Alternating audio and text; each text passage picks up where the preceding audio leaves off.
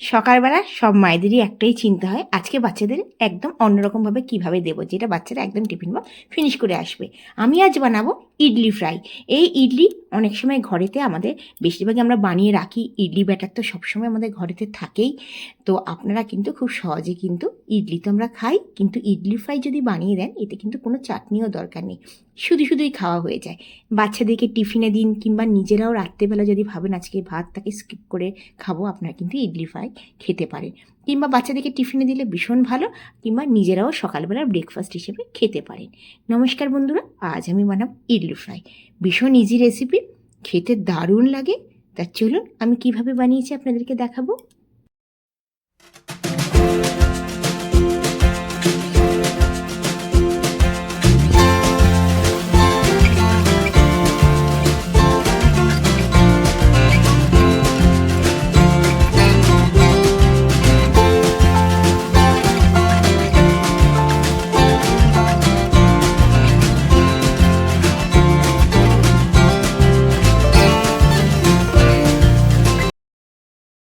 আমি এই ইডলিটা রাত্রেবেলা বানিয়ে রেখেছিলাম ফ্রিজ থেকে। আমি ফ্রিজে রেখে দিয়েছিলাম, ফ্রিজ থেকে আমি 2 ঘন্টা আগে বার করে রেখেছি।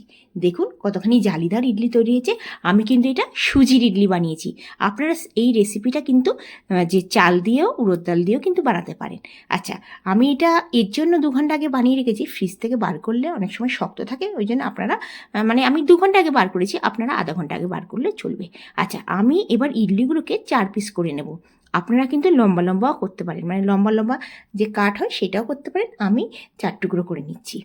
ভীষণ ইজি আর খেতে অসাধারণ লাগে। চায়ের সাথে তো ভীষণ ভালো লাগে। বিকালবেলাও বাচ্চারা খেলে ধুলে এলেও কিন্তু আপনারা বানিয়ে নিতে পারেন। আচ্ছা, সব ইডলিগুলো আমি 4 টুকরো করে নেব। দেখুন কতখানি জালিদার ইডলি তৈরি হয়েছে। সবগুলো ইডলি আমি কেটে ফেলেছি। এবার আমি একটা কড়াই বসিয়ে দেবো। আমি লোহার কড়াইতে এই রেসিপিটা বানাচ্ছি, আপনারা ননস্টিকও বানাতে পারেন। প্রথমে আমি এর মধ্যে 3 থেকে 4 চামচ রিফাইন অয়েল দিয়ে দেবো। তেলটা গরম হওয়ার পর আমি দিয়ে দেবো 1/2 চামচ সর্ষে। আপনারা সর্ষের বদলে রাইও দিতে পারেন, ছোটো ছোটো দানা হয়। 1/2 চামচ দিয়ে দেবো ছোলার ডাল, 1/2 চামচ দেবো জিরা, আর 1/2 চামচ দেবো মৌরি। আবার বলছি, 1/2 চামচ সর্ষে, 1/2 চামচ ছোলার ডাল, 1/2 চামচ জিরা, 1/2 চামচ মৌরি। আপনার ইচ্ছা করলে 1/2 চামচ উড়দ ডালও দিতে পারেন। আমি আজকে উড়দ ডালটা দিচ্ছি না। আচ্ছা, গ্যাসের ফ্লেমটা আমি লোই রেখেছি। জাস্ট 8 থেকে 10 সেকেন্ড একটুখানি ফ্রাই হয়ে যাবে, সুন্দর গন্ধ আসা পর্যন্ত। গ্যাসের ফ্লেম হাই করলে কিন্তু কী হবে, পুড়ে যাবে।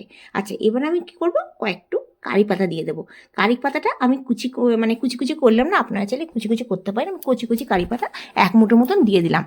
দিয়ে এবার নাড়াচাড়া করবো। গ্যাসের ফ্লেমটা লোই রেখেছি। আর দিয়ে দেবো কাঁচা লঙ্কা। আমি 2টো কাঁচা লঙ্কা কুচিয়ে নিয়েছি। এটা একটু ফ্রাই হয়ে যাওয়ার পর 8 থেকে 10 সেকেন্ড পর আমি এবার কাঁচা লঙ্কা কুচি দিয়ে দেবো। বাচ্চারা খেলে কিন্তু আপনারা স্কিপ করতে পারেন। কাঁচা লঙ্কা কুচি দেওয়ার পর 1/2 চামচ দিয়ে দেবো হলুদ পাউডার, আর সামান্য 1/2 চামচেরও হাফ দিলাম কাশ্মীরি মির্চ। আপনারা বুঝে দেবেন। আমি কিন্তু গ্যাসের ফ্লেমটা লোই রেখেছি। এখন আমি নুন দেবো না, আমি কিন্তু নুন পরে দেবো।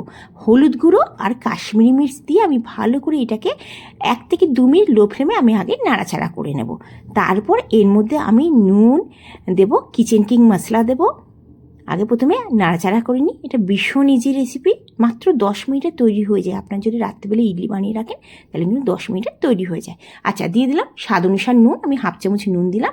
আর দিয়ে দেবো 1/2 চামচের থেকে কিছুটা বেশি কিচেন কিং মশলা।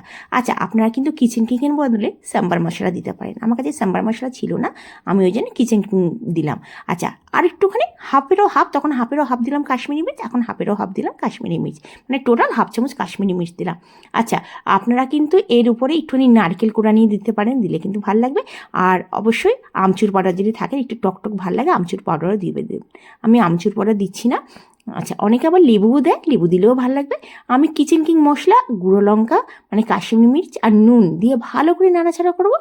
নামানোর আগে আমি একটু করে চিনি পাউডার দেবো, মানে ঘরে দিয়ে চিনি মিক্সারে আমি চিনিটাকে পাউডার বানিয়ে রেখেছি, একদম 1/2 চামচেরও হাফ আমি দেবো। আপনাদের যদি একটু মিষ্টি পছন্দ না হয়, আপনারা কিন্তু স্কিপ করতে পারেন। এটা কিন্তু আমি চিনি পাউডার দিলাম, দিয়ে ব্যাস নাড়াচাড়া করে নেবো। ওপর থেকে আপনারা ধনেপাতা কুচি দিলেও বেশ ভালো হয়। একদম খুব সহজে আমাদের তৈরি হয়ে গেল ইডলি ফ্রাই। আপনাদের যদি এই ইডলিটা রাত্রে আপনারা বানিয়ে রাখেন তাহলে মাত্র 10 মিনিটে তৈরি হয়ে যাবে। আমি বিনা পেঁয়াজে বানিয়েছি, কারণ এই ইডলি ফ্রাইটা বিনা পেঁয়াজে ভীষণই ভাল লাগে।